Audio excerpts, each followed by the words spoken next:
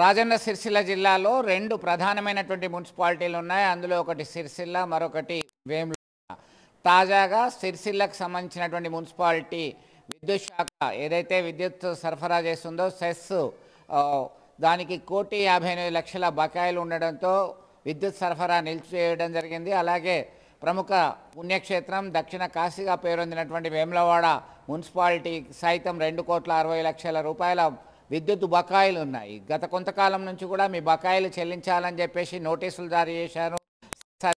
ఈ క్రమంలో ఇప్పటికీ స్పందించని నేపథ్యంలో ఉన్నఫలంగా విద్యుత్ సరఫరాను ఈ రెండు మున్సిపాలిటీల్లో నిలిపివేయడం జరిగింది. అక్కడ జనరేటర్ సహాయంతో విద్యుత్ వినియోగించుకుంటున్నారు. అయినప్పటికీ కూడా దాదాపు చాలా కార్యాలయాల్లో చీకటిమయంగా మారింది.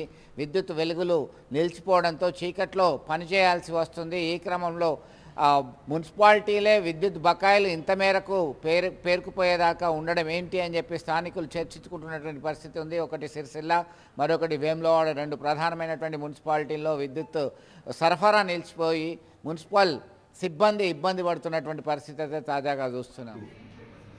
విద్యుత్ బకాయిలు 14 లక్షలు ఉన్నాయి. ఆల్రెడీ మనం చెక్ కూడా రాసినాం. ఎండి గారికి మాట్లాడి ఈరోజు మళ్ళీ రెస్టోర్ చేస్తున్నాం. మిగతా కూడా బకాయిలు ఏవైతే ప్రాపర్ ట్యాక్స్ మరియు నల్లా బిల్లు మాకు డ్యూస్ ఉన్నాయో ఈ యొక్క ఎలక్షన్స్ మరియు ప్రజాపాలనలో కొద్దిగా కలెక్షన్స్లో కొద్దిగా డిలే అయింది. అయినప్పటికీ మేము స్పెషల్ టీమ్స్ ఫామ్ చేసి ఏవైతే మున్సిపాలిటీకి రావాల్సిన బకాయిలు ఉన్నాయో అవి గవర్నమెంట్ ప్రాపర్టీస్ కానివ్వండి, ప్రైవేట్ ప్రాపర్టీస్ కానివ్వండి, తప్పకుండా ఈ ప్రైవేట్ ప్రాపర్టీస్ వాళ్ళు కూడా మాకు సహకరించాలి. అదేవిధంగా గవర్నమెంట్ ప్రాపర్టీస్ కూడా చాలా డ్యూస్ ఉన్నాయి. సుమారుగా 6 crores వరకు గవర్నమెంట్ ప్రాపర్టీ డ్యూస్ ఉన్నాయి. వాళ్ళకు కూడా నోటీస్ జారీ చేయడం జరిగింది. తప్పకుండా మున్సిపల్ పరంగా ఉన్న బకాయిలు వసూలు చేసి మేము స్ట్రక్చరీగా అయితే చట్టబద్ధంగా చెల్లించిన బకాయిలు అయితే తప్పకుండా చెల్లిస్తాం. ఎన్ని రోజుల్లో చెల్లిస్తారు? ఇప్పుడు మీ కరెంటు పునరుద్ధరిస్తారని చెప్పేసి 1 hour చెక్ ఆల్రెడీ ఇష్యూ చేస్తున్నాం.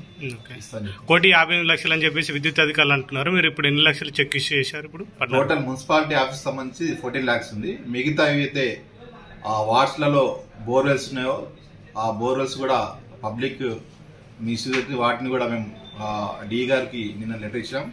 అవి రికన్సలేషన్ చేసి ఎక్కడైతే ప్రజలకు 100% మనకు ఈ మిషన్ మీద వాటర్ సప్లై అవుతుంది అటువంటి ఏరియాలలో అన్యూజ్గా ఉన్న మిస్యూజ్ అవుతున్న బోర్వెల్స్ కూడా మేము రేపటి నుంచి మా యొక్క ఇంజిన్ సిబ్బంది వాటిని తనిఖీ చేసి అవసరమైన ప్రాంతాల్లో మాత్రం ఈ యొక్క బోర్స్ని ఉంచుతారు. మిగతా వాటిలో తొలగించమని చెప్పాం. ఎందుకంటే ప్రజాధనం ఎక్కడ వృధా కాకూడదు.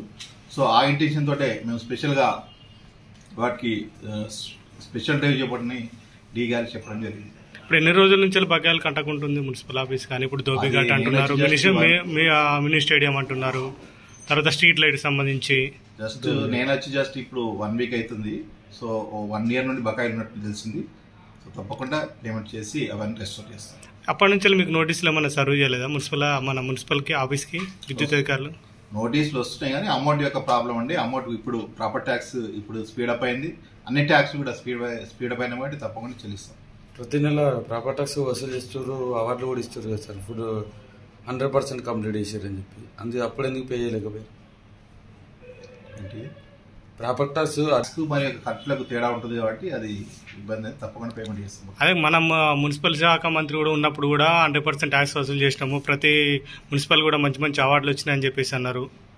దాని ఏ విధంగా చూస్తారు మీరు? ఇక్కడ కూడా చాలా బొండి బకాయిలు మున్సిపాలిటీకి చాలా డిపార్ట్మెంట్స్ ఉన్నాయి. అవి వసూలు చేస్తాం. చేసి తప్పకుండా పొటెన్షియల్ ఉంది. తప్పకుండా పేమెంట్ చేస్తాం.